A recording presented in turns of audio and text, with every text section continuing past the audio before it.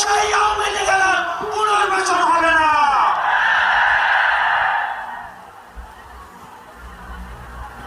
প্রিয় সংগ্রামী সহযোদ্ধা, অত্যন্ত পরিতাপের বিষয়, আজকে 8 মাস পরে এসেও আমাদের দেশের অনেক রাজনৈতিক দল, অনেক রাজনীতিবিদ আমাদেরকে বারবার করে মনে করিয়ে দেয় আওয়ামী লীগ নাকি রাজনৈতিক দল, এবং এই রাজনৈতিক দল নিয়ে সিদ্ধান্ত আসার এখতিয়ার নাকি তাদের নেই।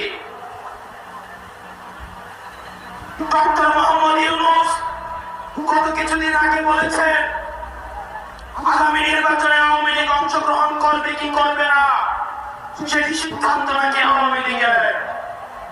ডক্টর মোহাম্মদ ইউনূস, আপনি ভুলে যাবেন না আমরা আপনাকে ক্ষমতায় বসিয়েছি।